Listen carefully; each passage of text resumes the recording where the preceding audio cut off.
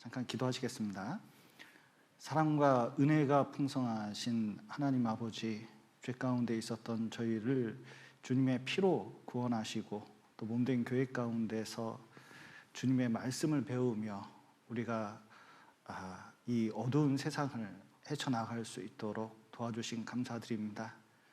우리 구원받은 자로서 이 어려운 시대에 또 이겨나갈 수 있도록 도와주시고 우리 신앙을 지키고 또 우리 주변에 이뤄진 많은 사람들에게 이 복음 전함으로 우리 가운데 구원의 역사가 일어날 수 있도록 도와주시옵소서.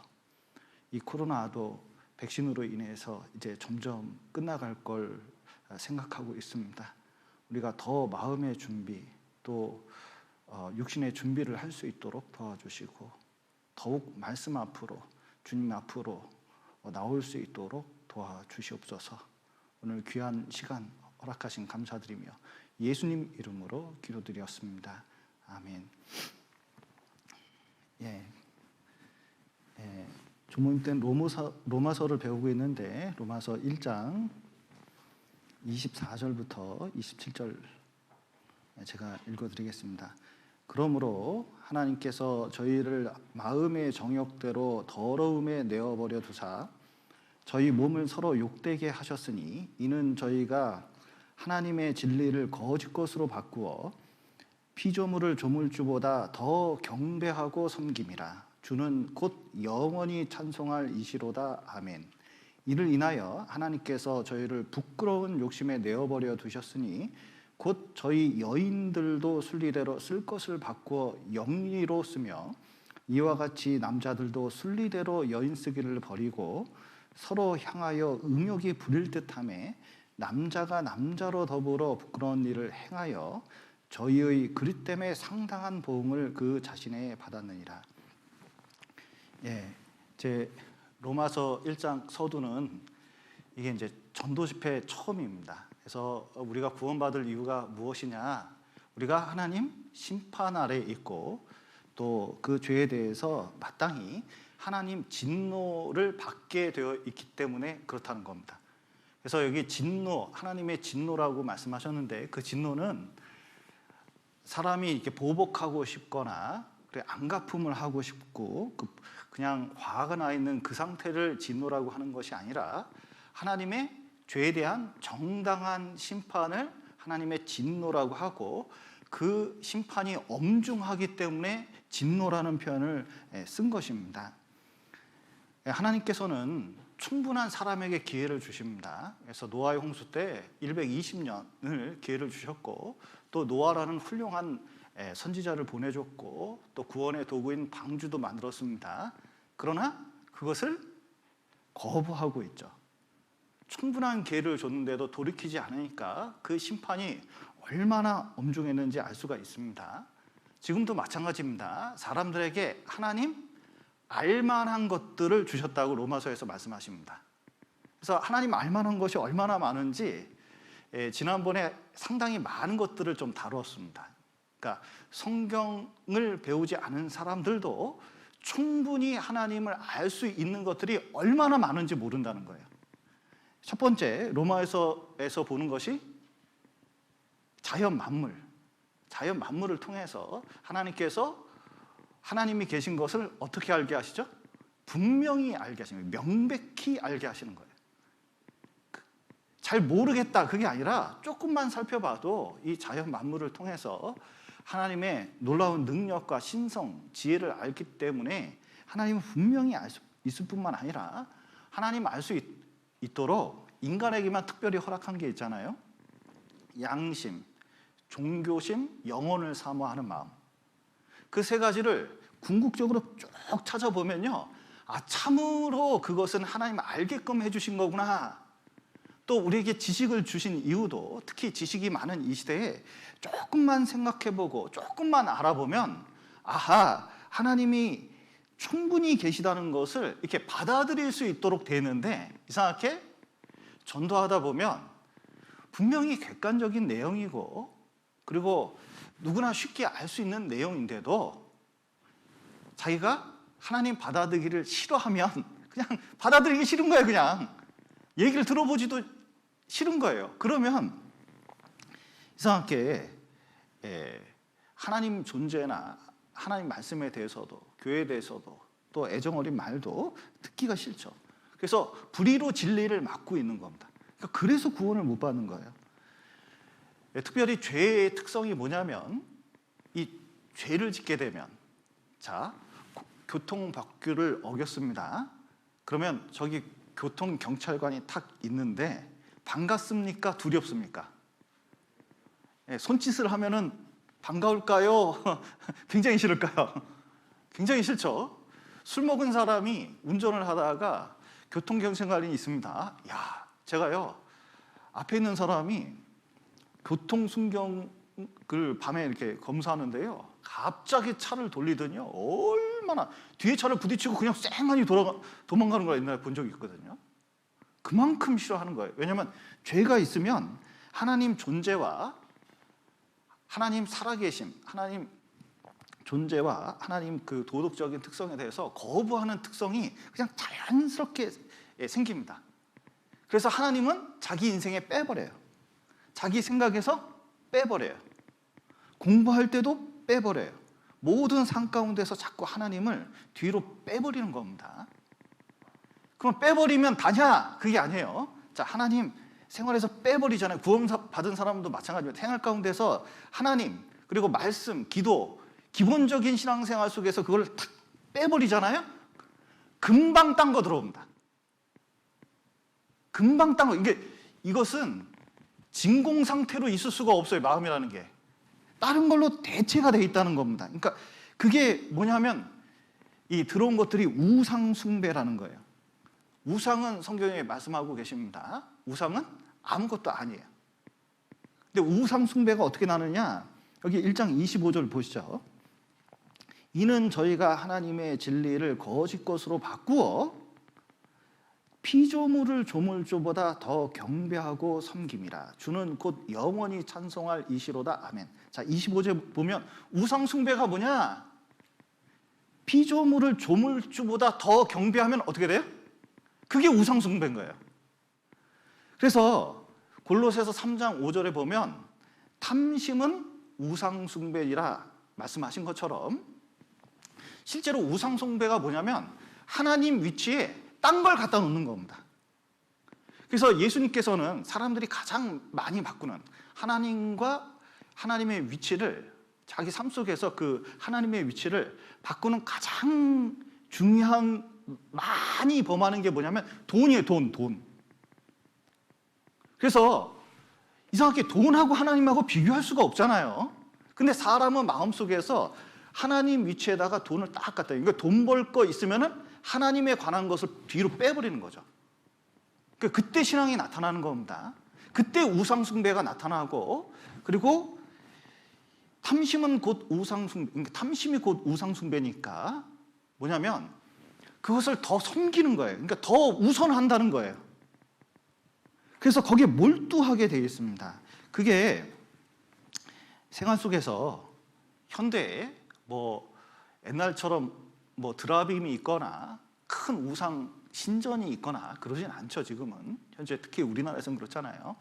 그러나 방법은 다 좀 방법은 다 바뀌었어도, 형태는 다 바뀌었어도 욕망은 변하지 않거든요. 잘 먹고 잘 살려는 거, 그게 바알이에요. 그리고 이 어떤 연애나 그리고 이성 간의 어떤 쾌락을 추구하는 게 그게 그 아세라거든요. 다른 게 아니에요. 그러니까 인간사 속에 있는 많은 것들이 그냥 이 우상화되어 있는 거예요. 그런데 그런 것은 눈에 보이지 않지만 지금은 하나님보다 그런 것들을 더 놓고 그걸 추구하면서 점점 몰입하게 되어 있습니다. 이게 이제 우상 숭배라는 겁니다. 그래서 정말 구원받은 사람은 자세 바로 해야 돼요. 특히 코로나 때 보니까요.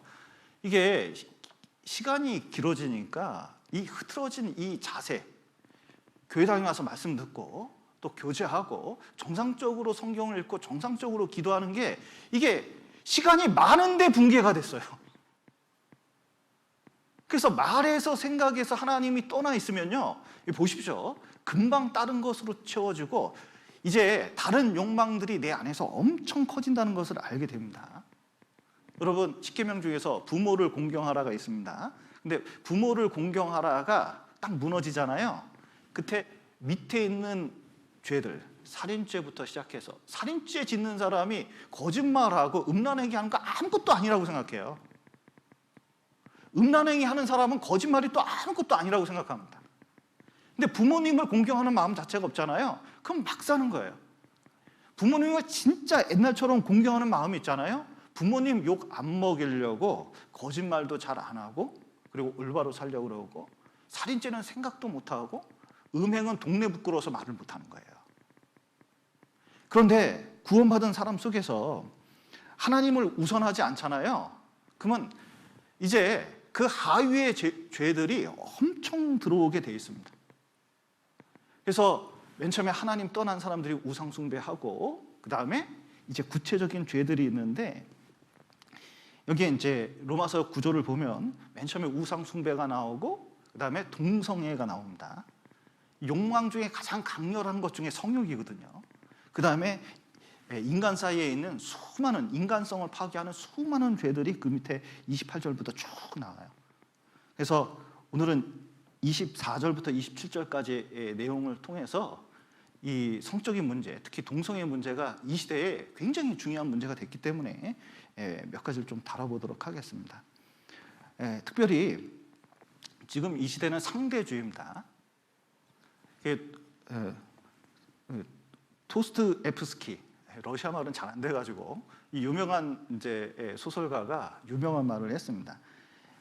신이 참으로 존재하지 않는다고 믿는 사람들은 못할 일이 없다는 거예요. 그러니까 하나님만 부인하면 죄 짓는 거 아무렇지도 않게 생각한다는 겁니다. 상대적으로 생각을 하는 거예요. 그래서 내가 좋으면 하고, 내가 좋지 않으면 그건 좀 그냥 그런 거예요. 그러니까 안 해도 되는 거예요. 내가 좋으면 무슨 짓을 해도 된다는 게 이 상대주의입니다. 남한테만 피해 안 주면 된다는 생각을 가지고 있거든요. 근데 그리스도인은 그렇게 생각하면 안 됩니다. 우리는 절대적인 기준이 있어요. 하나님 말씀입니다. 그 말씀을 놓고 이게 문제인지 문제가 아닌지, 하나님께 문제가 되는지 아닌지 그걸 생각을 해봐야 돼요. 자꾸 자, 한번 보죠. 여러분이 돈이 1,000억이 있다. 그럼 어떻게 살겠습니까? 지금 내가 1,000억이 있어요. 도대체 생각할 수가 없죠. 1,000만 원도 어려운데 1,000억은 더군다나 쉬운 생각이 아닌데, 1,000억이 있으면 정말 행복할까? 마음대로 하고 사니까. 절대로 그렇지 않다는 겁니다. 성경을 배워보면 여러분, 돈이 엄청 많은 게 복입니까? 가난한 게 복입니까?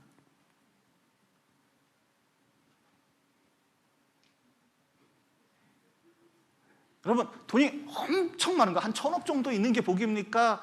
돈이 1,000만 원밖에 없는 게 복입니까? 둘 중에 복으로 따지면 어느 걸 선택하시겠어요? 어마어마하게 걱정되죠. 이 곤란한 질문을. 근데 오히려 나중에 보면 1,000억 있는 사람 있잖아요. 돈이, 환경이 좋잖아요. 이 속에서 온갖 죄가 올라와요. 차라리 돈이 없으면 돈 벌려고, 그 빚 갚으려고 애쓰면서 살면서 죄는 줄어드는 거예요. 여러분, 하나님 떠난 사람들이 특히 이 성경을 쓸 로마 당시에는 황제가 신이었습니다. 그래서 박물관에 가면 로마 황제들 신상이 이렇게 있어요. 그 신상이 이렇게 있는 이유가 뭐냐면, 그 동상이 있는 경우가 우리처럼 이순신 장군 동상 만들려고 만들어 놓은 게 아니에요. 황제를 신으로 섬기는 겁니다. 그렇기 때문에 그때는 신앙생활하기 되게 어려웠어요. 왜냐하면 주라는 단어 때문에. 그런데 여러분, 예수님을 주라고 우리는 표현하고 있거든요. 근데 그때 당시 주라는 표현은 황제에게 써야 돼요. 근데 황제에게는 안 쓰고 예수님을 주라고 하면요, 가다가 검문검색 때 그거 묻잖아요. 그럼 감옥 갇히게 되는 거예요.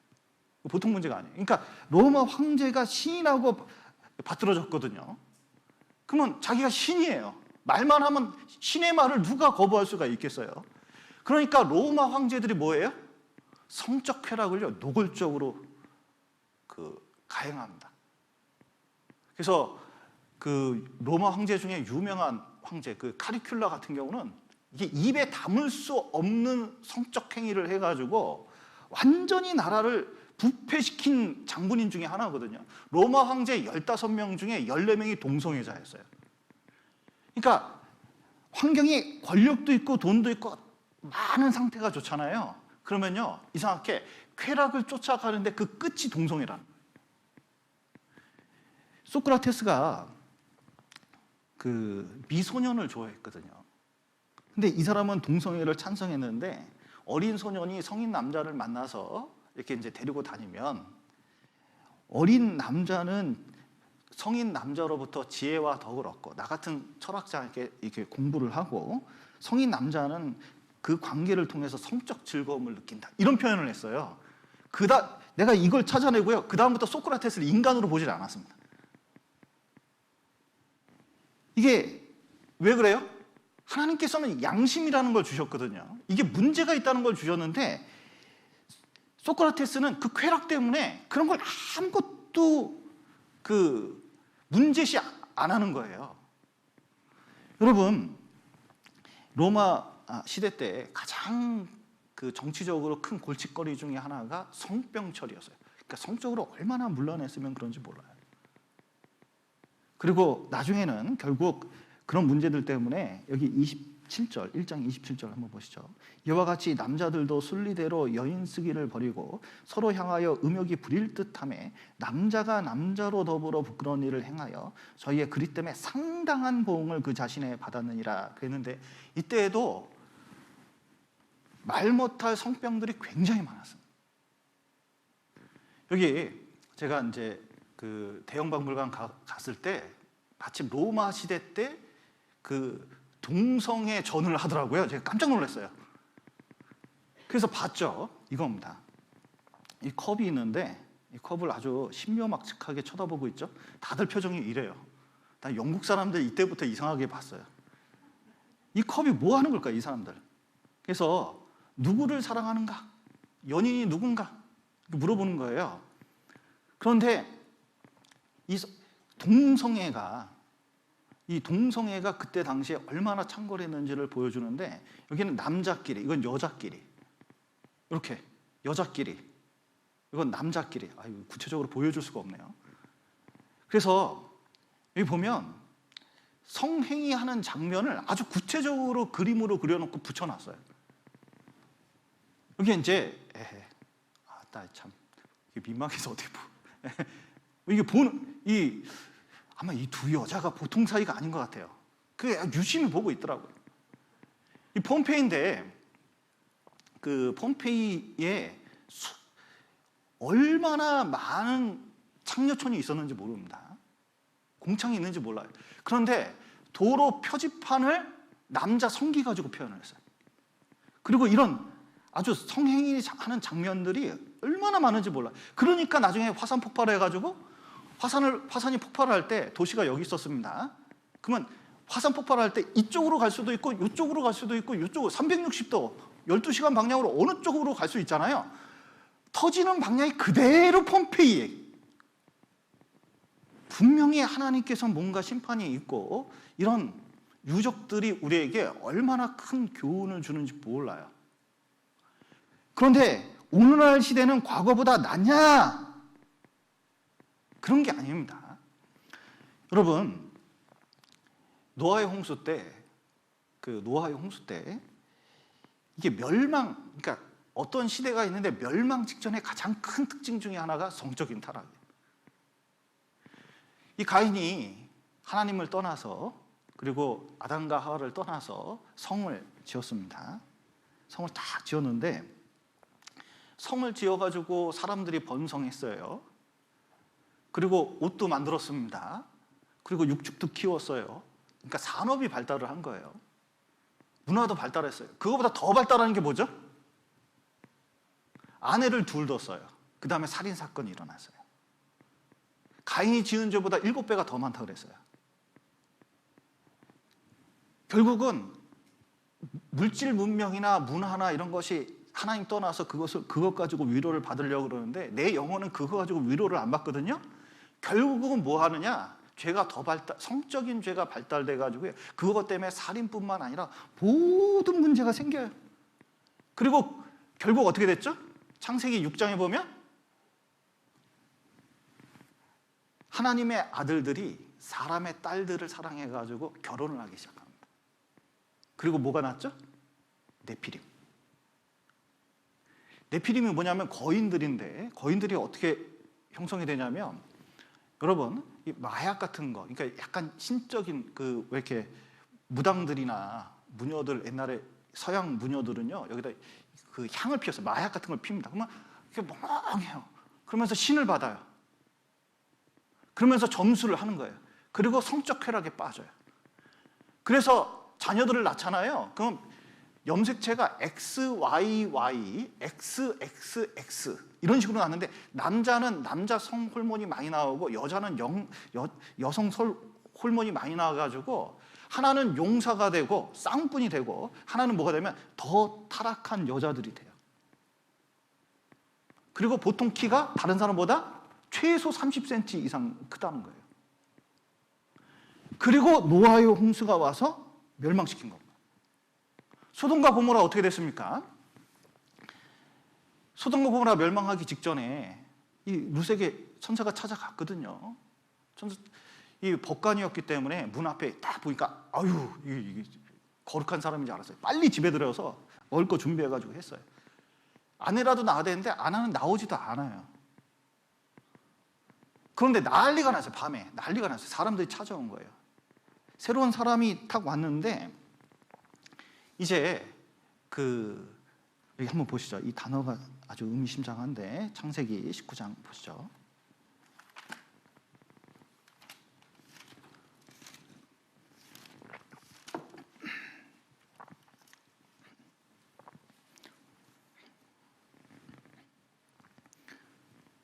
창세기 19장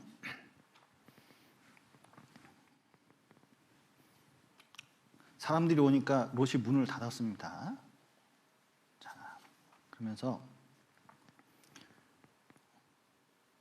4절부터 제가 읽겠습니다. 그들이 눕기 전에 그 성 사람 곧 소돔 백성들이 물 온 데서 하고 사방에서 다 모여 그 집을 에워싸고 롯을 부르고 그에게 이르되, 이 저녁에 내가 온 사람이 어디 있느냐, 이끌어내라. 우리가 그들을 어떻게 한다고요? 상관하리라.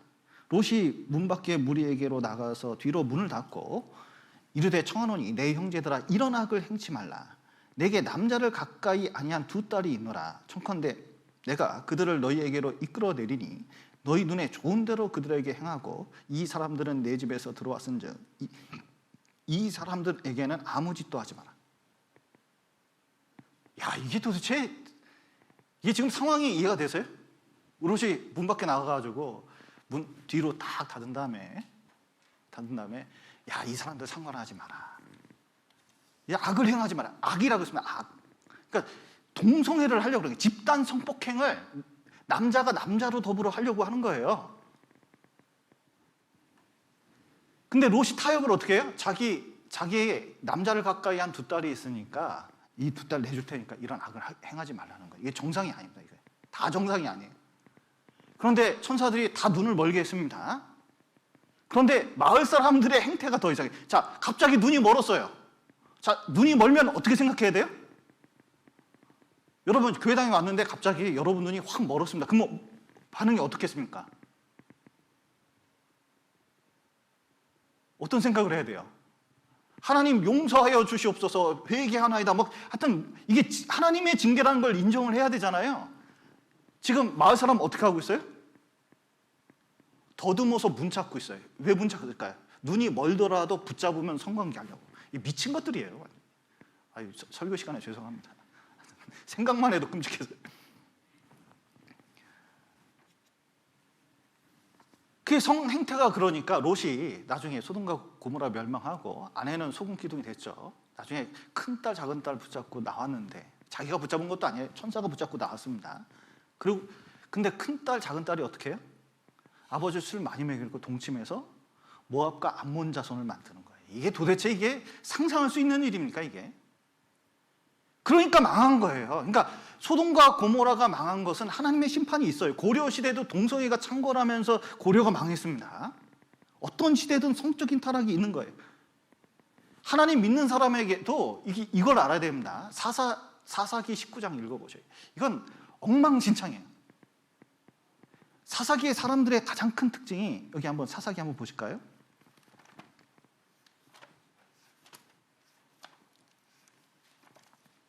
자, 하나님 떠나면 사람들 마음이 이래. 21장 25절, 너무 유명한 구절이죠. 25절. 그때 이스라엘에 왕이 없으므로 사람이 각각 그 소견에 어떻게 행했다고요? 옳은 대로. 자기 보기엔 옳아요. 이게 맞는 거예요. 그런데 뭐냐면 사사기 뒤를 보십시오. 끔찍한 도덕적 타락이 있어요. 그러니까 하나님 떠나서 끔찍한 도덕적 타락이 온 거예요. 그런데 그 내용이 19장, 20장에 잘 설명이 되는데 사사기 19장 한번 보시죠.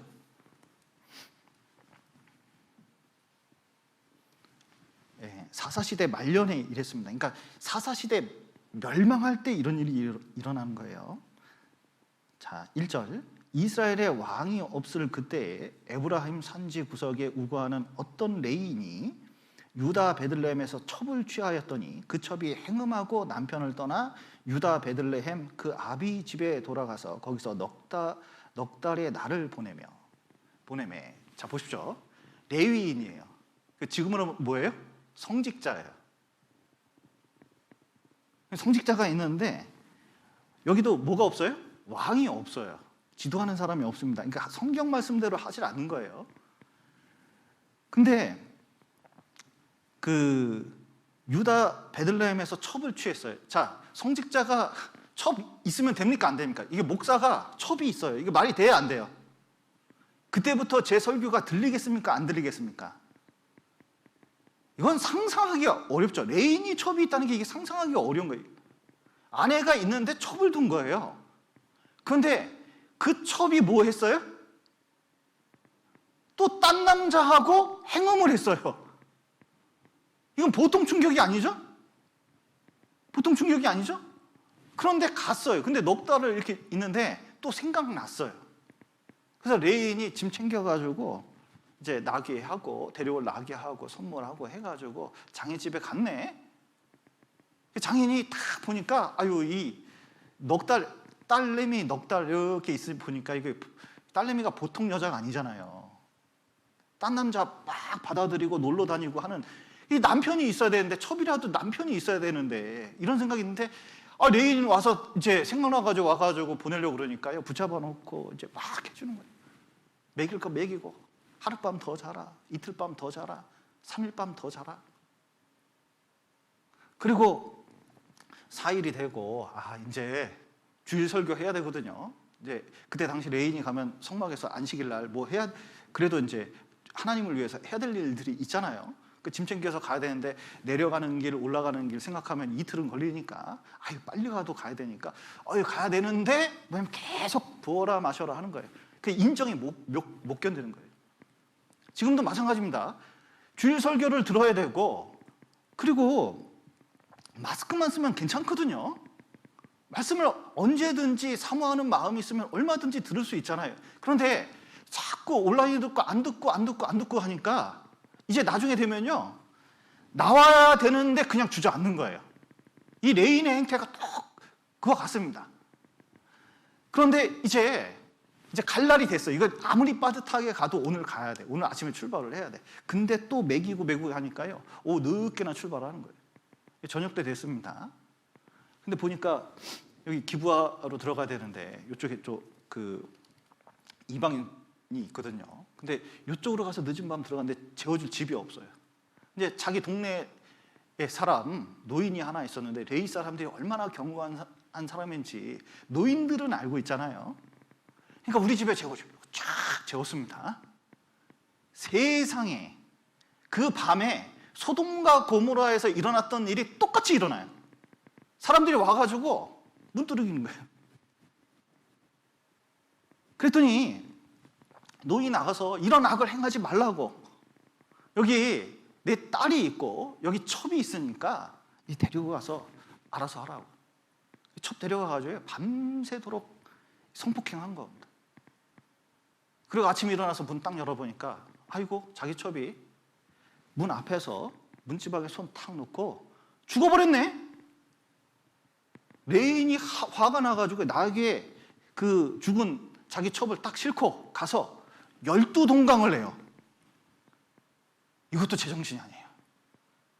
이 처음부터 끝까지 맞는 게 없어요. 그러니까 극단적으로 이기적이고, 자 보세요. 자기가 나가는 게 아니라 여자들을 보호하는 게 아니라 자기 보호하려고 여자들을 대도 앞에 놓잖아요. 이게 도대체 무슨 행태인지 모르겠어요. 그리고 여자가 죽어서 오니까 화가 나가지고 그걸 12토막을 내는 건 또 뭐예요? 그래 12지파에 다 보냈어요. 그래서 그것을 회의해가지고 베냐민 지파하고 이게 전쟁이 일어나잖아요. 이게 보통. 그리고 사사시대가 그 모양 그 꼴로 끝나는 겁니다. 여러분, 구원받은 사람도 자 보셔요. 참 이 레인 희한해. 하여튼 그 사람 뭐냐면 안식일 지킨다고 올라가고 있는 거예요. 날짜 조금 전에 늦지막히 가는 거예요. 그러면서 죄 들어오는 겁니다. 이 구원받은 사람도 이상하게 말씀이나 하나님 두는 거에서 느슨하잖아요. 보셔요. 이 코로나 때 진짜 위험한 건 코로나가 아니에요. 그 시간에 들어오는 죄들이지. 가정생활에, 내 신앙생활에 스물스물 들어오잖아요. 언젠가 문제 생깁니다. 지금 시대는 얼마나 이 진짜 머리가 아프냐면요. 지금 타락상을 한번 보시죠. 여기 보면 전 세계가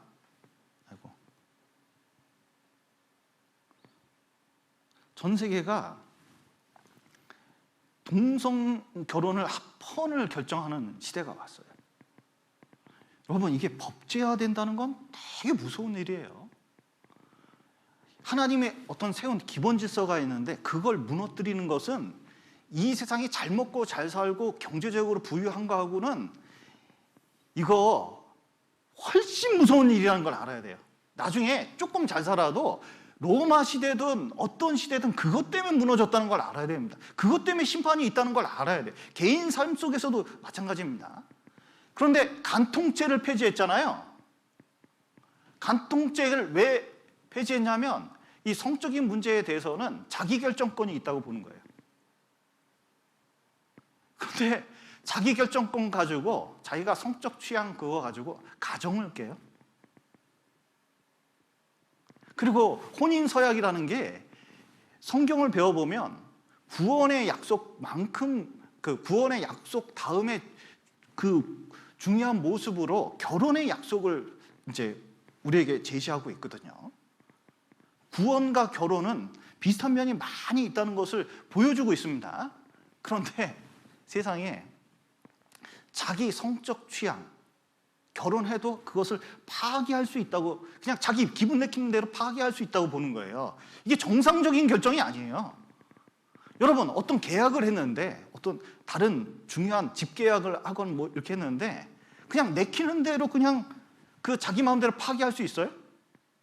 상가를 하나 얻더라도, 집을 하나 얻더라도, 어떤 계약을 해도 자기 상대방이 있는데 마음대로 계약이 파기되는 게 어디 있어요? 그럼 손해배상을 해야 되죠.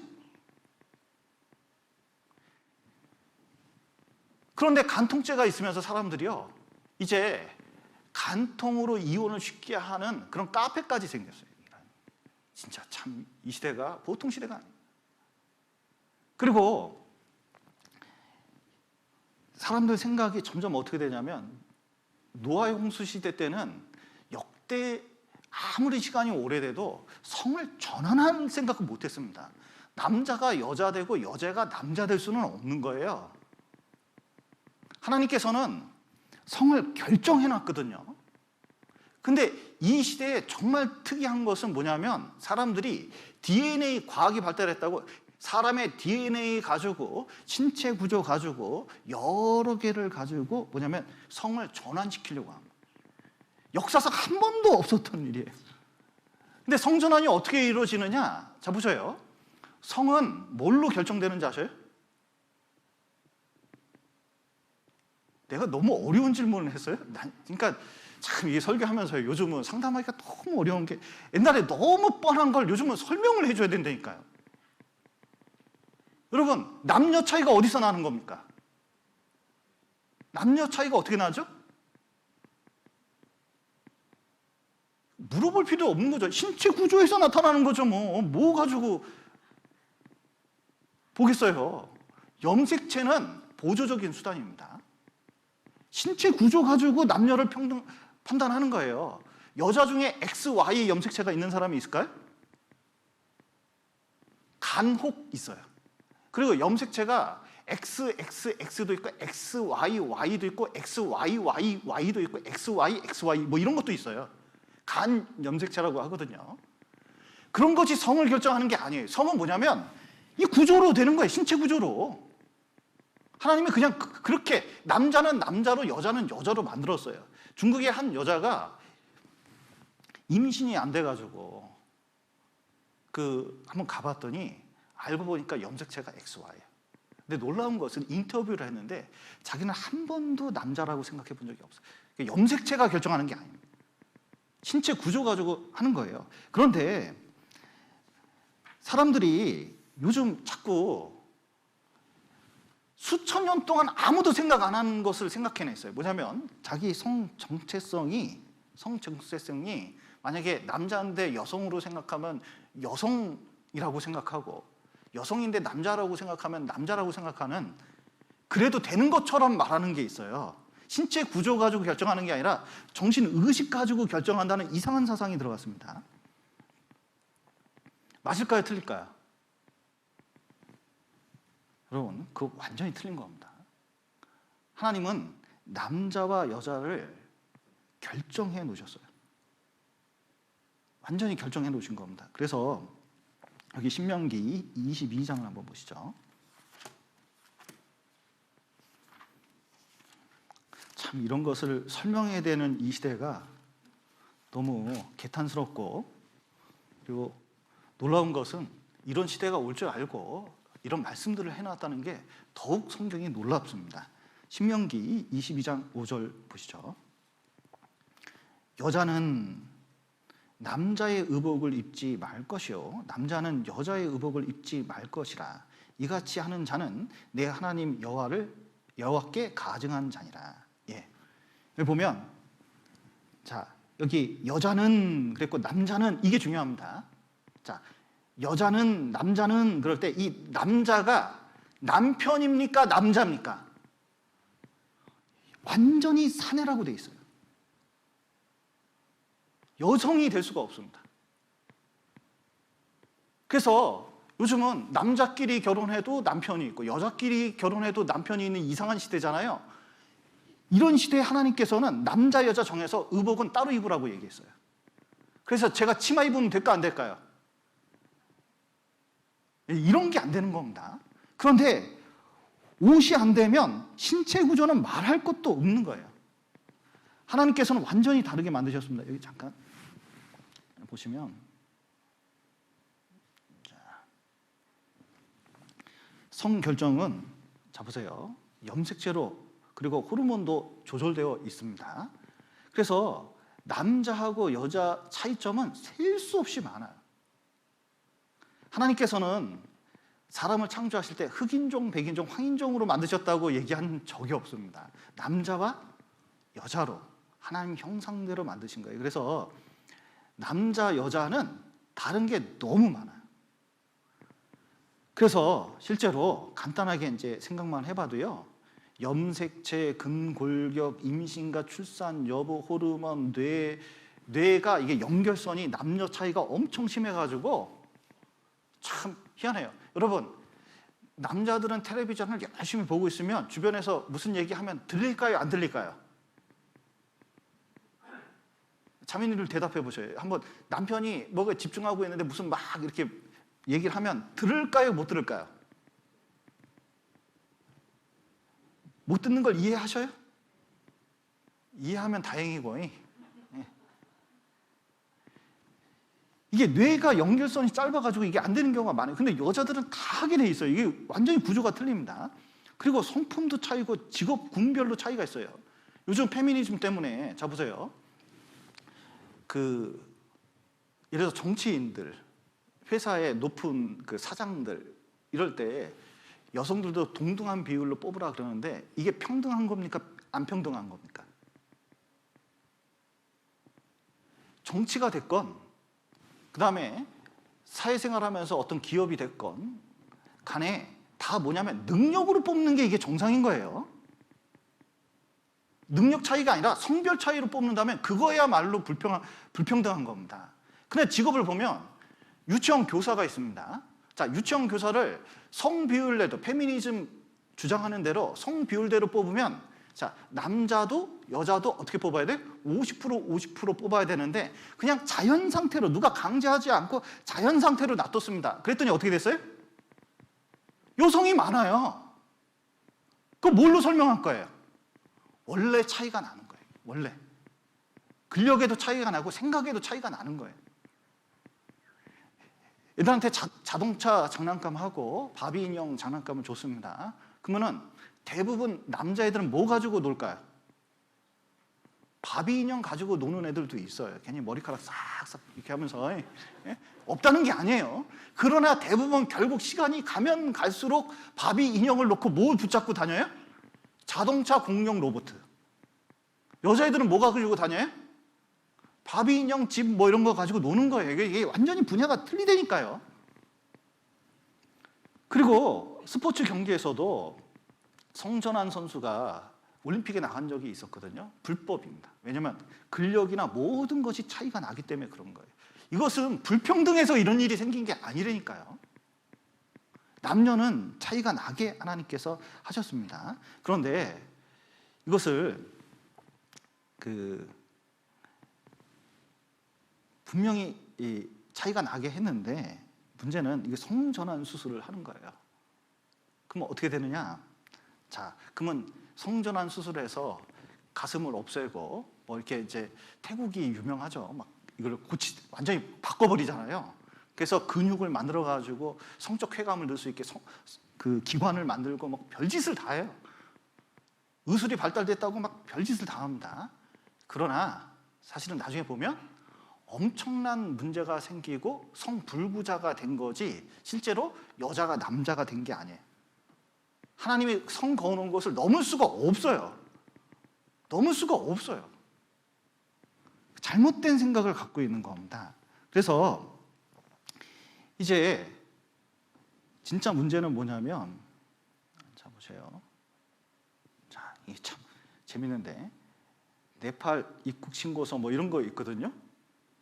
미국 뉴욕 같은 경우도 페이스북도 마찬가지입니다. 페이스북 이렇게 이제 가입하려고 저는 가입하지 않았는데 가입하려고 보면 성이 있는데 성은 원래 남녀 이렇게 돼 있잖아요. 요즘 바꿨어요. 젠더라는 이름으로 바꿨습니다. 그래서 젠더가 있으니까 뭐냐면 이게 성이 많게는 뉴욕시 같은 데는 71가지가 있대요. 도대체 이해가 안 가죠. 그런 시대가 됐어요. 그리고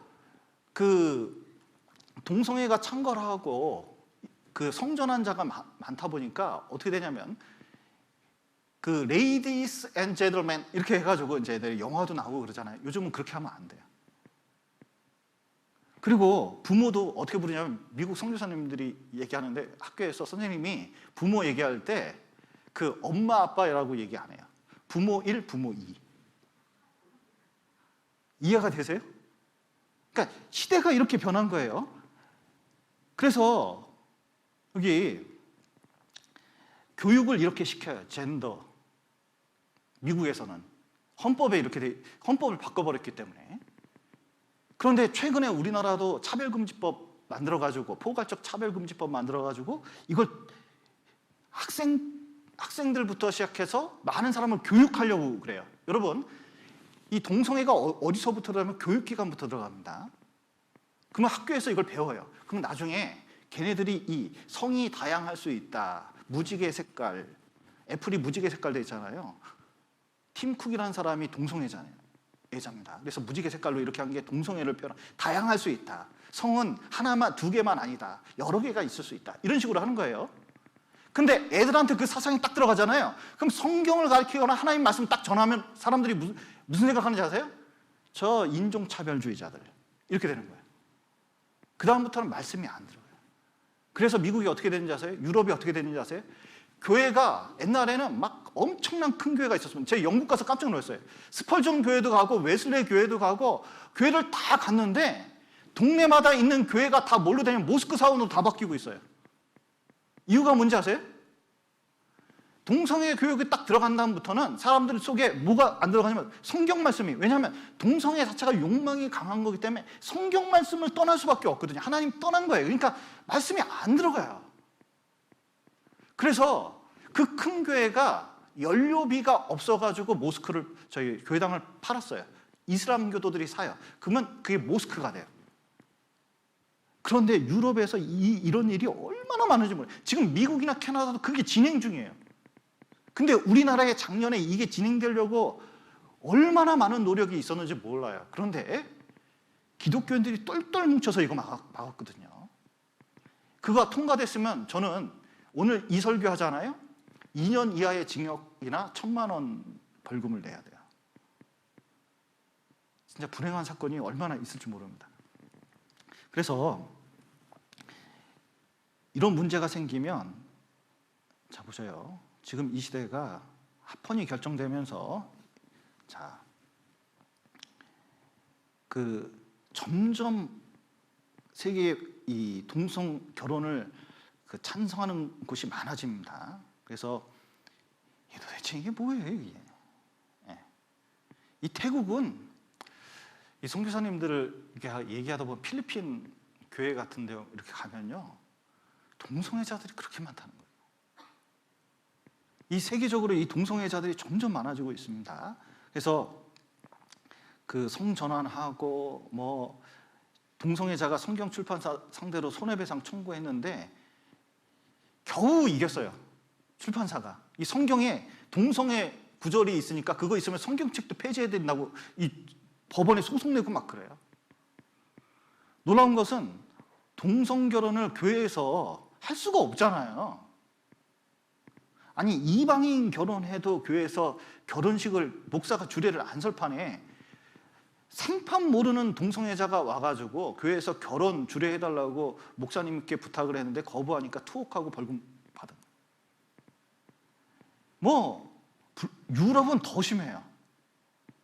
그래서 이제 보면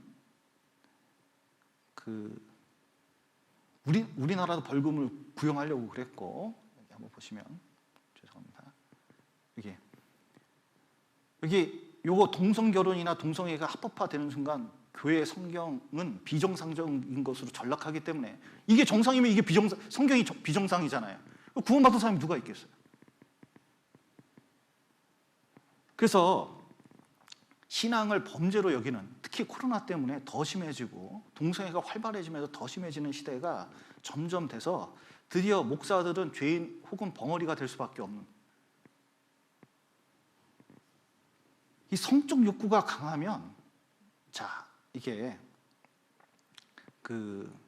점점 이런 일이 생겨요. 남자가 남자에게 교회당에서 프로포즈하는, 근데 목사는 이것을 거부할 수 없는 이런 시대가 점점 돼가고 있습니다. 근데 이렇게 되면 이 사람들이 이걸 헌법에 인정해 주잖아요. 우리나라 헌법은 결혼은 양성으로 되어 있습니다. 그러니까 동성애가 헌법상 해결이 안 돼요. 정말 좋은 나라예요. 그래서 제가 설교할 수가 있는 거예요. 그게 통과됐으면 큰일 나는 거예요. 헌법 개정하면 난리가 나는 거예요. 진짜 이거 목숨 걸고 막아야 됩니다. 우리는 전도를 위해서라도.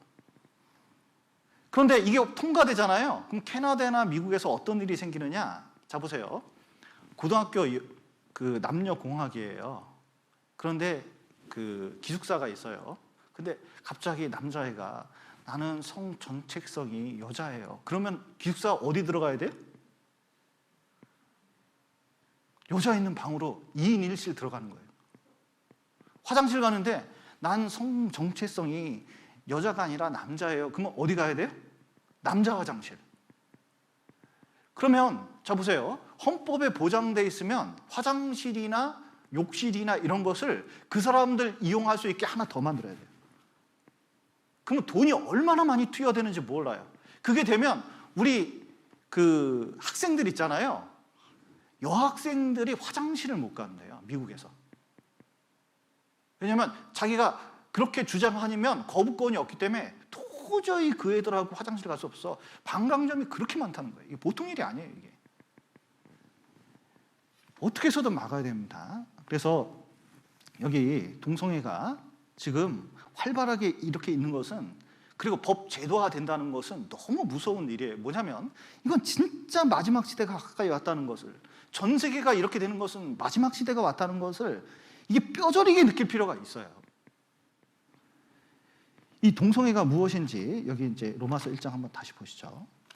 시간이 너무 많이 갔네요. 1장 24절.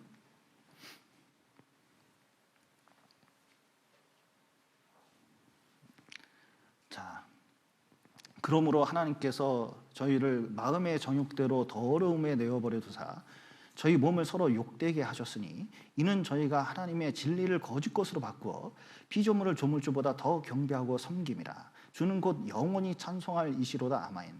이를 인하여 하나님께서 저희를 부끄러운 욕심에 내어버려 두셨으니 곧 저희 여인들도 순리대로 쓸 것을 바꾸어 영리로 쓰며 이와 같이 남자들도 순리대로 여인 쓰기를 버리고 서로 향하여 음욕이 부릴 듯하며 남자가 남자로 더불어 부끄러운 일을 행하여 저희의 그릇 때문에 상당한 보응을 그 자신에 받았느니라. 예, 보면 성윤리에도 순리가 있습니다. 하나님께서 만들어 놓은 게 있다는 걸 아셔야 돼요.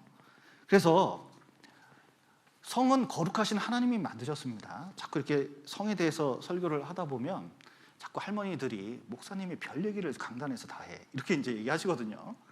근데 성경에 있는 것들을 정확하게 아는 게 중요해요.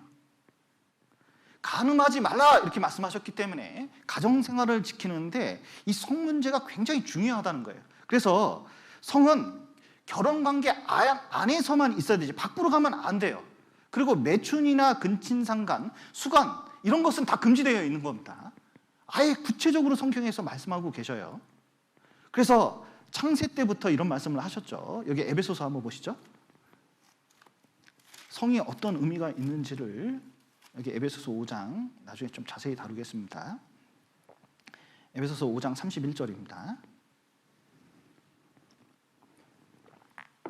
이러므로 사람이 부모를 떠나 그 아내와 합하여 그 둘이 한 육체가 될지니 이 비밀이 크도다. 내가 그리스도와 교회에 대하여 말하노라. 그러나 너희도 각각 자기의 아내 사랑하기를 자기같이 하고 남편도 그 남편을 경외하라. 예, 창세기 2장에 있는 말씀을 인용하셨죠? 사람이 부모를 떠나 그 아내와 어떻게 해요? 합하여 그 둘이 한 뭐가 된다고요? 육체가 될지니. 자, 보세요. 결혼은 왜 하나님이 결혼을 만드셨을까? 그것은 남편이 벌어오는 돈으로 좀 편하게 살려고, 그리고 사회적 그 인정이나 그리고 자손을 낳거나 성적 만족을 얻기 위해서 결혼하는 게 아닙니다. 이것은 실제로 결혼하지 않고 돈 가지고 할 수도 있는 거예요. 구원 안 받았다면. 결혼을 왜 했느냐? 동거하고 연합이, 그러니까 하나님과 연합이 무엇인지 알게 하게 하려고 하나님께서 결혼을 허락했다는 겁니다. 여러분, 남편과 아내가 하나가 되는 게 쉬워요, 어려워요? 그 알다가도 모를 인간하고 어떻게 하나가 되지? 뭐 이럴 수도 있는데. 그런데 살다 보면 또 하나가 돼요. 또 부부가요. 저희 자매하고 저하고 결혼했을 때 1년이 지났는데 우리가 부부인지 몰랐다는 분들이 계셨어요. 왜냐, 사는 영역이 워낙 틀려가지고 혼자 사는 줄 알았죠. 그런데 점점 시간이 지나니까요, 점점 닮아가요. 좀 닮았대, 이제. 누가 누구를 닮았는지 모르지만 닮은 거예요. 이게 동거하고 연합하면 점점 삶 속에서 영혼, 몸이 하나가 되는 거예요. 부부 간에 이 몸이 하나가 되는데 부부 관계는 굉장히 중요한 요소 중에 하나입니다. 그래서 성행위는 부부관계에 허락된 것이지 남녀 관계에 허락된 게 아니에요. 결혼을 해야 그 부부 관계를 맺을 수 있는 것이지 그 밖에서는 허락되어 있지 않다는 걸 알아야 됩니다. 그런데 만약에 다르게 했다, 창기하고 했다, 그러면은 그것이 창기하고 하나가 되는 걸 모르냐고 그렇게 말씀할 정도예요. 그러니까 성행위를 단순히 쾌락행위로 보면요, 이거 큰 착각이 있습니다. 성행위는 성경에 도덕성을 내포하고 있고 이게 신앙적인 거예요. 그러니까 하나님의 순리, 여기 순리라고 말씀하시는데 하나님의 어떤 정상적인 생활 가운데 있는 거예요. 그런데 그걸 잘못 사용하면 항상 문제가 생기는 거예요. 왜? 성은 불과 같고 핵무기와 같아요. 강렬한 욕구입니다. 우상 숭배만큼 강렬한 욕구예요. 그런데 그게 한번 터져 나오면 이것은 걷잡을 수 없는 경우가 많아요. 그래서 부부 생활 가운데서도 굉장히 중요한 관계이기 때문에 이것을 잘 관리해야 된다고 말씀하고 계셔요. 특히 이제 젊은 부부나 이제 상담을 하다 보면 이런 경우가 있어요. 이제 요즘은 정말 이거 한번 나중에 하여튼 에베소 다루면서 좀 자세히 다루려고 하는데 형제를 보조주부라고 생각하면 안 됩니다. 그러니까 도와줄 수는 있는데 보조주부처럼 다스려 먹으려고 하면 안 돼요. 특히 아기 키우는 자매님들 잘 들어야 돼요. 특히 여기 청년 자매님 잘 들어야 돼요. 부려먹으려고 하지 마셔요. 세워주려고 해야지. 세상 가치관에 따라서 페미니즘 이런 거 들어와가지고요, 세상에서 다 그렇게 하니까 왜 당신은 그거 안 해? 국민 남편 누구는 해주던데 당신은 왜 안 해? 자꾸 이런 식으로 얘기하지 마세요. 성경에 어떻게 돼 있는지 그걸 알아야지. 그게 오히려 가정생활을 깨는 경우가 많습니다. 그런데 하는 말이 이런 거예요. 아니, 청소나 설거지는 도와주지 하면서 맨날 그 짓만 하려고 그런다고. 이게 무슨 얘기하고 똑같냐면, 여러분, 성욕은 기본적인 욕구입니다. 식욕하고 똑같아요. 밥을 3일을 굶겨놨어. 그런데 하는 말이 청소는 도와주지 않고 설거지도 안 하면서 밥만 처먹으려고 그런다. 그거하고 똑같은 거예요. 맞아요, 틀려요? 너무 빨리 말을 했나? 남녀가 바뀔 때도 마찬가지예요. 그런데 성경에서는 뭐라고 말씀하시냐면, 고린도 전서 한번 보시죠.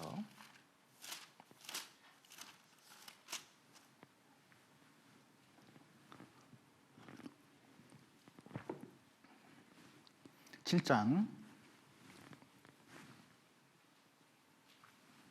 1절부터 제가 읽겠습니다.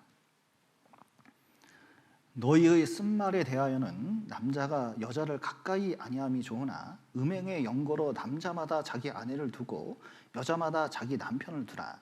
남편은 그 아내에게 대한 의무를 다하고 아내도 그 남편에게 그렇게 할지라.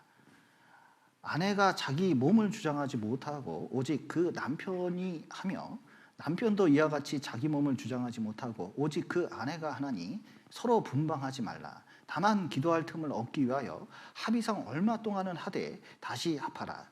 이는 너희의 절제 못함을 인하여 사단으로 너희를 시험하지 못하게 하려 함이라. 예.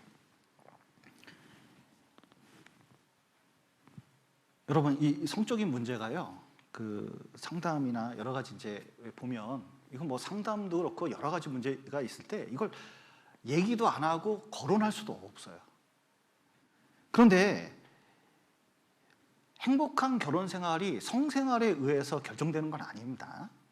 성생활이 아예 안 되는 경우도 있어요. 그러니까 어떤 불행한 경우에는 안 되는 경우가 있죠. 그렇다고 부부 생활을 못 하는 게 아니에요. 그러나 불행한 결혼의 90%가 성적 문제 때문에 생기는 건 틀림없어요. 통계로 나온 겁니다.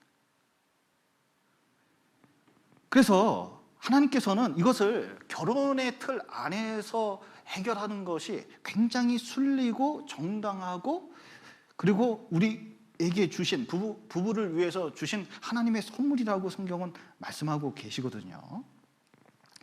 그래서 잘못된 성적 관념을 갖는 게 아니라, 자 보셔요.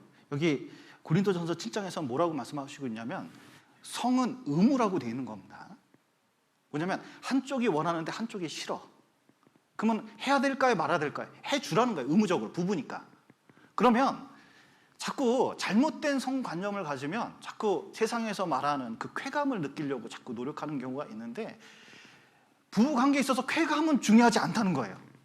의외로 연구해보면 쾌감이 중요한 게 아니라 하는 것 그 자체로 부부가 하나 될 수 있도록 서로 도와주고 서로 세워줄 수 있다는 거예요. 그렇기 때문에 밥을 안 먹으면 밥에 몰입하는 것처럼 어떤 성적 욕구가 해결되지 않으면 기본적으로 거기에 과몰입되기 때문에 이게 나중에 불타오르는 경우가 있어요. 불타오르면, 자 보세요. 욕구가 강렬한데 불타올라. 그러면 어떻게 되죠? 밖으로 새는 거예요. 밖으로 새면 문제가 생기는 거예요. 여기 잠언 5장 한번 보시죠. 그래서 이런 말씀 하시는 겁니다.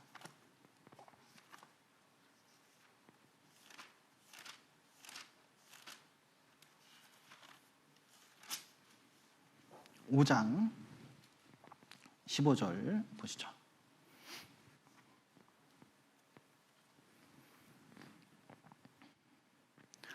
너는 내 우물에서 물을 마시며 내 샘에서 흐르는 물을 마시라. 어찌 내 샘물을 집 밖으로 넘치게 하겠으며 내 또랑물을 거리로 흘러가게 하겠느냐. 그 물로 내게만 있게 하고 타인으로 더불어 그것을 나누지 말라. 내 샘으로 복되게 하라. 내가 젊어서 취한 아내를 즐거워하라.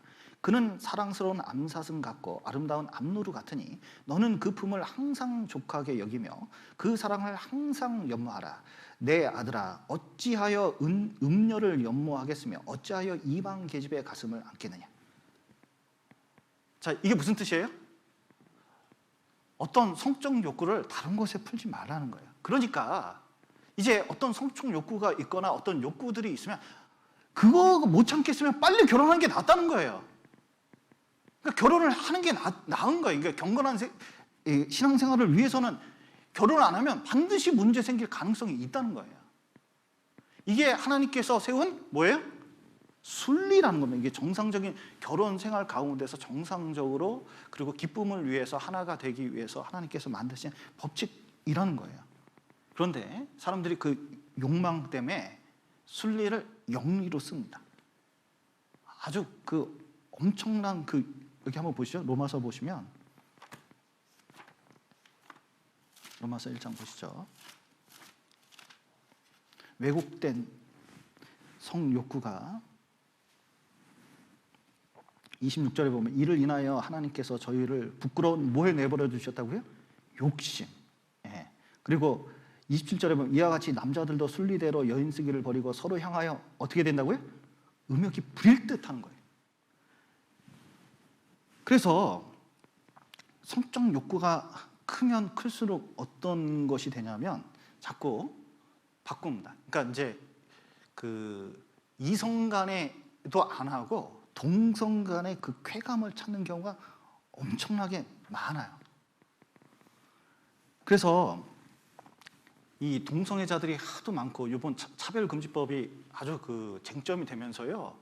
나 이거 진짜 깜짝 놀란 게 목사들 중에서 차별금지법을 지지하고 그 중에 동성애법을 지지하는 사람들이 많이 있고 책을 많이 냈어요. 그래서 분명한 성경 말씀도 여기 분명히 동성애를 말하는 거잖아요. 그런데 이 성경 구절을요 엉망진창으로 해석을 해놨어요. 원래 그 동성애자는 유전자 때문에 호르몬 때문에 원래부터 그런 욕구가 있다. 원래부터 있으니까 원래부터 그렇게 사귀는 것이 뭐가 그렇게 나쁘냐. 그러니까 순리라는 건 뭐냐면 원래부터 있으니까 원래대로 하는 것이고, 그러니까 동성애 하는 게 그게 순리고, 영리는 뭐냐면 원래 동성애자인데 이성 간에 하면 그게 영리다. 이런 식의 이상한 주장을 하는 거예요. 이 말씀이 그런 말씀입니까? 남자가 남자로, 여자가 여자로 영리대로 쓴다고 할 때 이 영리대로는 이때 당시에 고문원을 다 찾아봤거든요. 플라톤이 이에 대해서 얘기를 했습니다. 임신과 출산을 위해 남자가 여자와 결합할 때 거기서 경험되는 즐거움은 순례에 따른 것이지만 남자와 남자 또는 여자와 여자가 결합할 때 거기서 경험되는 쾌락은 영리에 따른 것이라고 할 수 있다. 순리 영리가 동성애에 쓰이는 게 얼마나 많죠. 요세푸스도 동성애를 영리로 따른다고 얘기했고, 그리고 수많은 문헌들이 영리라고 이 당시에 표현했거든요. 동성애를 가리키는 거예요. 특별히 성경 한번 보시죠. 레위기 18장 보시겠습니다.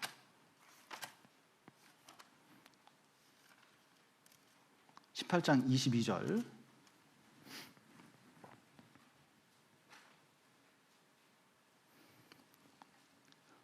너는 여자와 교합함 같이 남자와 교합하지 말라. 이는 가증한 일이니라. 20장 13절 보시죠. 누구든지 여인과 교합하듯 남자와 교합하면 둘 다 가증한 일을 행함인즉 반드시 죽일지니 그 피가 자기에게로 돌아가리라. 야, 왜 목사들이요? 참, 이 동성애자 지지하는 목사들이 무슨 말을 하냐면요, 깜짝 놀랐어요. 이건 구약이고 신약은 신약 시대에서 율법은 폐기됐다, 이런 식으로 얘기하는 거예요. 자, 보세요. 구약 시대에 십계명이 있습니다. 율법이 있어요. 자, 율법 중에 뭐가 폐기된 거죠? 예수님은 율법을 완성하러 오신 분입니다. 율법을 없애러 오신 분이 아니에요. 자, 예수님이 오셔서 폐기된 건 의식법이지 도덕법이 아니에요. 그럼 간음하지 말라 그랬는데 그것도 폐기됐습니까? 도둑질 하지 말라, 이것도 폐기된 걸까요? 그런 게 아니에요. 그리스도인들이 점점 주님 안에서 살면 이걸 회복하는 단계에 있고 자기 힘 가지고 잘 안 되는 것을 얘기할 뿐이지 이 명령을 포기한 게 아니거든요. 이것도 도덕법입니다. 그렇기 때문에 동성애는 죄라는 거예요. 여러분, 살인은 죄입니까? 죄가 아닙니까? 죄예요. 도둑질은 죄입니까? 죄가 아닙니까? 죄입니다. 그러면 자, 보세요. 살인자는 소수입니까? 다수입니까? 도둑놈은 다수입니까? 소수입니까? 여기 있는 분이 다 도둑놈은 아니시죠? 네. 그러면 죄를 죄로 다루는 게 소수를 차별하는 거냐고요, 이게. 죄를 죄로 다루는 게 차별하는 거냐고요. 여러분, 흑인으로 태어난 게 이거는 자기가 어떻게 할 수 있는 게 아니잖아요. 근데 동성애는 본질적으로 본성적으로 나온 게 아니에요. 자기가 고치려고 하는 의지만 있으면 고쳐지는 거예요, 이게. 여기 한번 보시죠. 이 동성애는 유전된다, 이렇게 이제 생각을 하는데, 자, 보세요. 유전 법칙에 따르면 자녀가 적게 낳는 행동 양식으로 결코 유전의 역사가 일어난 적이 없습니다. 진화론에도 이게 반대예요. 유전자를 퍼뜨리기 위해서 최선을 다하잖아요. 동성 간에 있으면 유전자가 번성이 안 돼요. 이런 건 있을 수가, 자연 상태에서도 아니에요.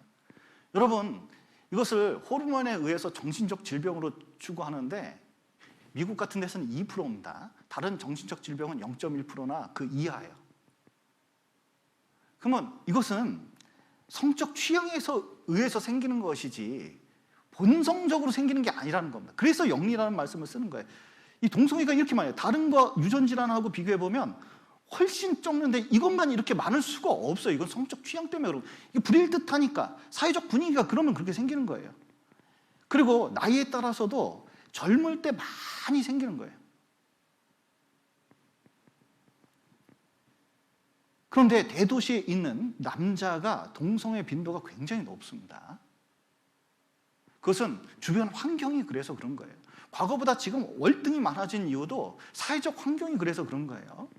그래서 동성애를 유발하는 유전자가 있다는 것을 해머라는 사람이 발견했다. 그래서 사이언스지에 1993년에 발표했다. 그래가지고요, 이거 하나 가지고 전 세계에서 동성애자들이, 그리고 모든 사람에게 매스컴을 통해서 다 알렸어요. 원래 그런 거다. 자, 원래 그러면 죄입니까? 죄가 아닙니까? 원래 그러면 죄가 아니죠. 원래 그런 걸 어떻게 심판할 수가 있어요. 그런데 보셔요. 이게 그래서 유전이라고 이렇게 얘기했는데, 이겁니다. 그런데 알고 보니까 데이터를 조작했어요. 그리고 나중에 연구를 다시 해봤습니다. 그랬더니 요 유전자가 동성애하고 아무런 상관이 없을 뿐만 아니라 요 유전자가 관련이, 본인이 다시 얘기했습니다. 꼭 1999년에 다시 발표했어요. 관련이 없다. 근데 이건 몰라. 그리고 동성애자나 이런 사람들하고 대화하다 보면 항상 요 얘기를 하면요, 말문이 막히게 되는 거예요. 잘못된 논문이었습니다. 이게 다시 이렇게 나온 거예요. 그리고 다시 여러 논문들이 이것이 유전적으로 상관이 없다, 논문들이 있습니다. 그래서 그리고 동성애는 호르몬 때문에 선천적으로 형성된다, 이렇게 얘기해요. 남자인데 여성 호르몬이 많이 나오는 케이스가 있을까요?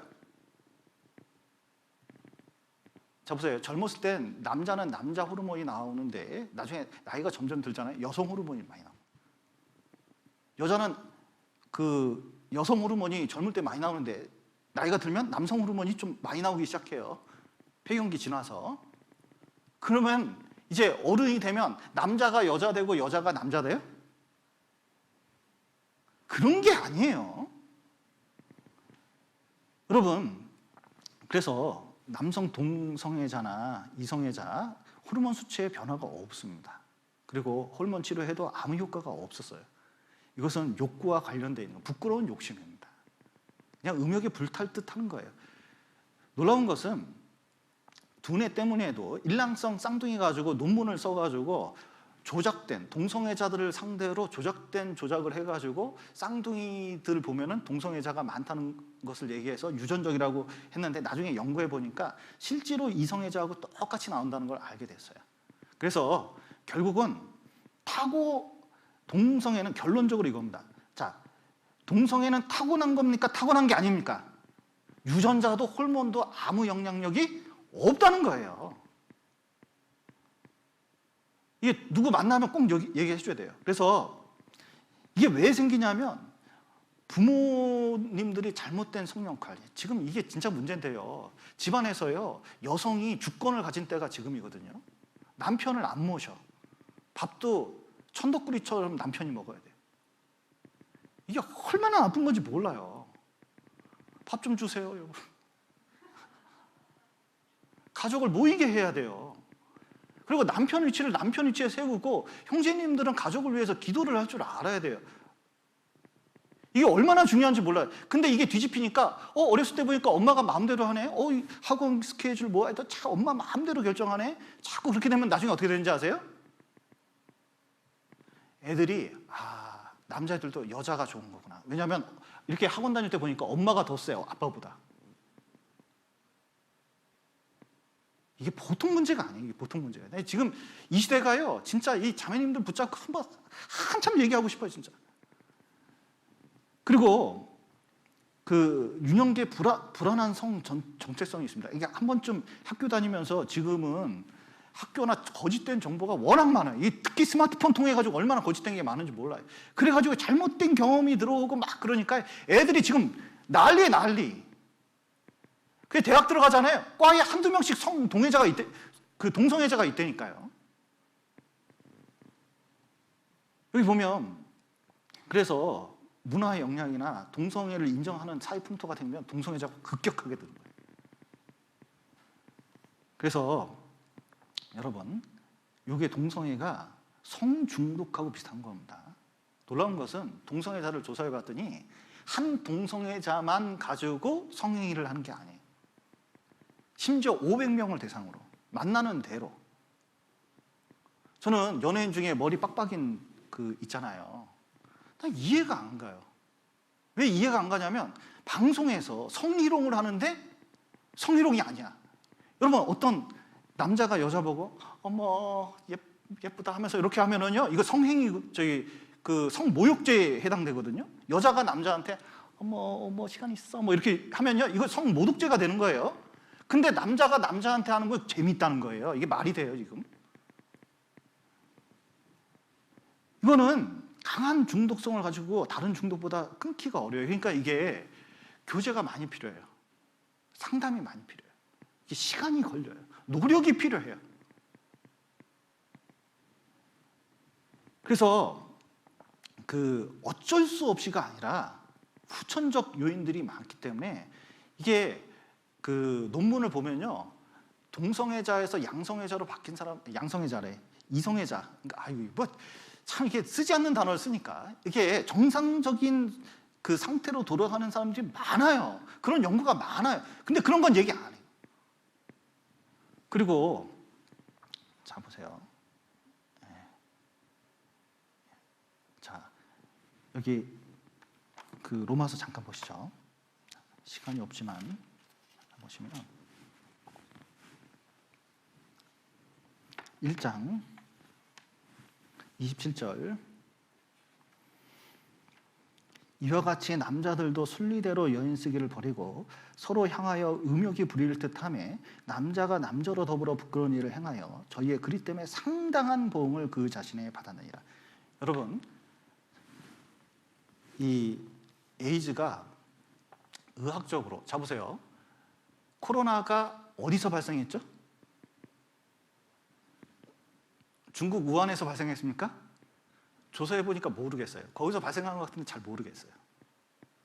실험실에서 나왔을까요? 연구해도 잘 몰라요. 자, 에이즈가 있습니다. 에이즈가 남성 동성애자를 통해서 나왔을까요? 알 수가 없어요. 바이러스가 생기면 어디서 어떻게 생겼는지 알 수가 없어요. 근데 문제는 뭐냐면 남성 동성애자를 통해서 많이 전파되는 건 확실한 사실이에요. 그런데 이게 우한 발열 있다가 8년이나 10년 동안 아무 증상이 없다가 갑자기 나중에 보면 이렇게 에이즈로 죽어가기 시작하는데, 면역이 이제 줄어드니까 지금 대상포진부터 시작해서 여러 가지 질병이 걸리면 금방 죽는 거예요. 놀라운 것은 에이즈 걸리면 6개월 안에 50%가 죽는다는 거 아세요? 그리고 코로나 바이러스하고 이 에이즈 바이러스하고 생김새가 비슷해요. 여러분, 자, 코로나 걸리면 격리해야 됩니까? 냅둬야 됩니까? 격리해야 되잖아요. 그러면 감염병 환자가 있어요. 그럼 보건상 이것을 관리해야 됩니까? 돌아다니게 해야 됩니까? 관리해야죠. 왜냐하면 이 사람들이 성욕이 강해가지고요, 얼마나 많이 하고 다니는지 몰라요. 유튜브에서 잘릴라 지금. 네, 계정 완전히 없어질지도 모르는데 어쨌든 해야 됩니다. 그래서 우리나라 젊은 사람들이요, 1990년대부터 지금까지 급속하게 늘고 있고 지금 14년간 11배가 증가하고 있는데, 놀라운 것은 정부의 대응이 놀라워요. 미국에서는 돈 안 대주거든요. 병 고치는데 정부에서 다 관리해요. 우리 돈이 세금으로 나가는 거예요. 에이즈 환자가 점점 늘고 있습니다. 그래서 특히 대학생들을 중심으로 해가지고 이것이 늘어나고 있는데, 여러분 지금 굉장히 이게 확산 일로가 되면 나중에 직업 여성을 통해서 되다가 나중에 일반 남성 배우자 신생아까지, 지금 우리가 요 단계에 와 있거든요. 요 단계 요 사이에 있습니다. 얼마나 위험한지 몰라요. 이거 한번 증가하면, 코로나 한번 잘못 막으면 확 퍼지듯이 퍼지는 거예요, 이게. 그래서 지금 위험한 상태에 있다는 것을 좀 알고 어떻게 해서든 이 동성애를 막을 수 있는 방법을, 그리고 법제화되지 않도록 노력하는 것은 좀 필요하겠습니다. 그리고 여기 보시면 여기 동성애자들이 목차를 제가 쭉 가져왔는데, 여기 보면 기대 수명이 20년이 단축된대요. 그 수명이 낮아지는 거예요. 그리고 혈액을 받을 수가 없어요. 혈액을 캐나다 같은 경우도 이 동성애자들한테 그렇게 우호적인데 혈액은 안 써요. 균이 있을 가능성이 있기 때문에. 그리고 장기도 기증받지 못해요. 못 쓴다는 거예요. 그 보건상 심각한 문제가 있다는 걸 보여주고 있죠. 그리고 성행위를 하는데 이 항문에 엄청난 조직들이 파괴됩니다. 그래서 대변을 못 봐요. 그냥 술술술해. 기저귀 차고 다니는 경우도 많아요. 그리고 자 보세요. 항문으로 하기 때문에 이게 이질이나 변이 묻잖아요.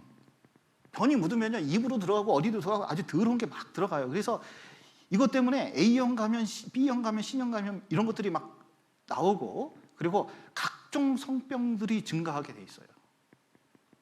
그러니까 이게 보통 감염병이 아니라는 거예요. 그래서 국내에 이런 것들이 많이 있기 때문에 이것을 막아야 될 필요가 있습니다. 그래서 이제 죄송합니다. 우리나라에 이런 것들이 들어오지 않도록 좀 막을 필요가 있고 여기 다시 로마서 1장을 보시죠.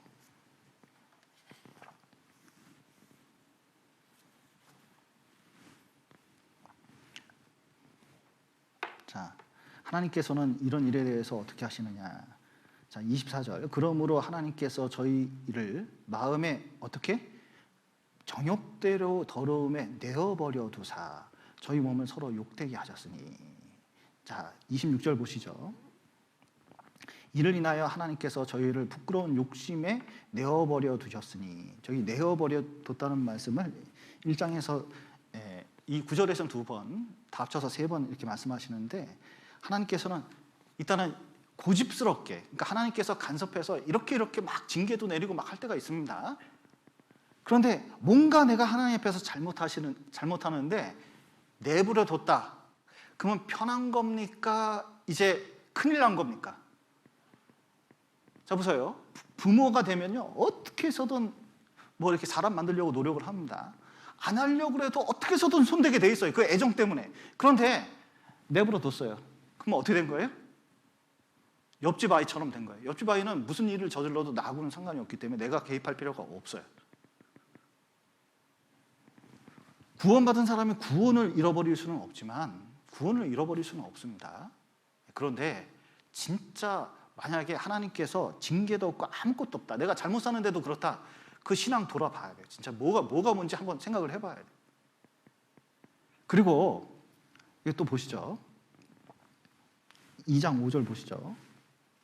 돌이키지 않으면 다만 내 고집과 회개치 아니한 마음을 따라 진노의 날 곧 의로우신 판단이 나타나는 그날에 이 말 진노를 내게 쌓는도다. 예. 자, 보세요. 내버려 두는 건 뭐예요? 쌓는 겁니다. 진노를 쌓는 거예요. 한꺼번에 터지는 거예요. 뚝 터지듯이 터져요.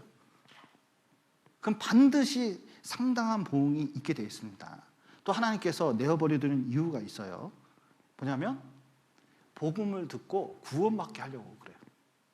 죄에서 돌이키면 되니까 자꾸 뭔가 이렇게 개입해서 뭐 이러면요 말을 더 듣는 경우가 있잖아요. 이런 스타일은 고집 부리면 방법이 없거든요. 근데 내버려 두고 고통을 당하고 막 그러는 사이에 무슨 일이냐면 죄가 문제가 있구나.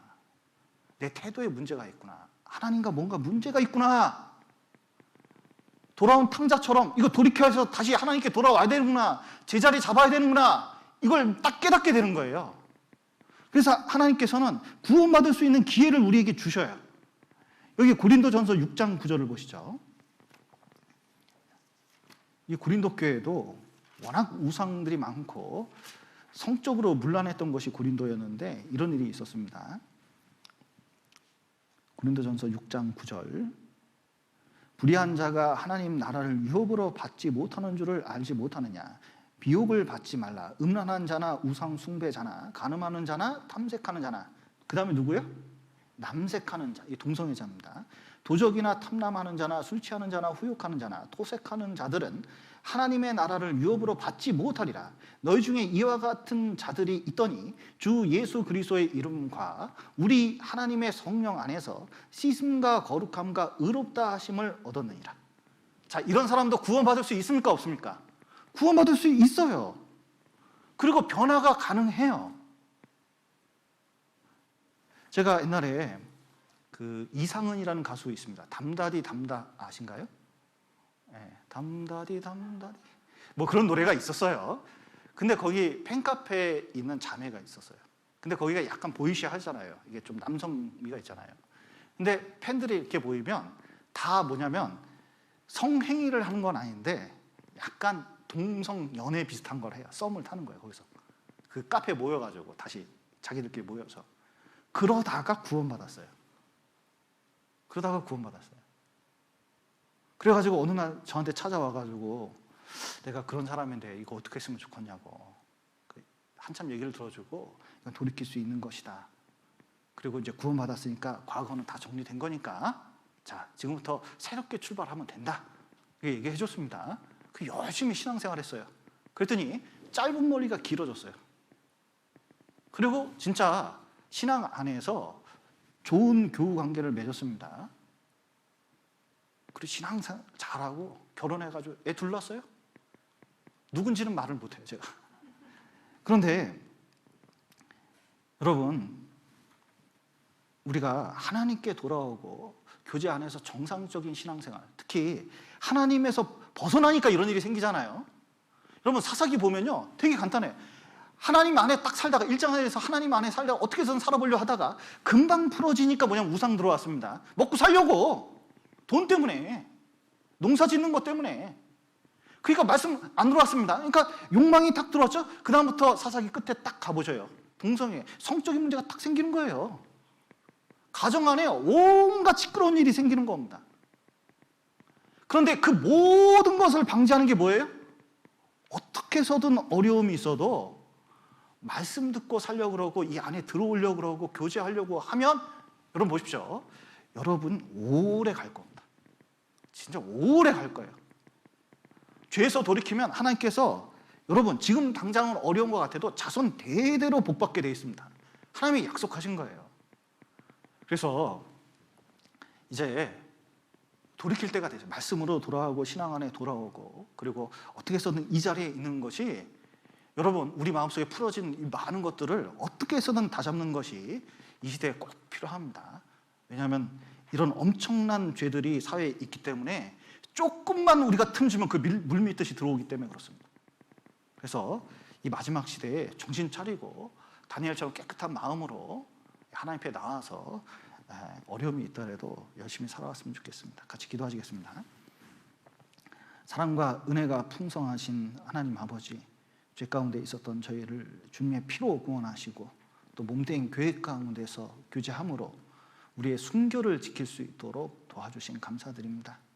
세상은 하나님 말씀에 거꾸로 돌아가고 있습니다. 그리고 도덕적으로 뒤집힌 세상이 있습니다. 우리도 삐끗하면 그들 무리 속에서 쾌락을 누리고 또 기쁨을 누리려고 하다가 큰 죄악에 빠질 수 있습니다.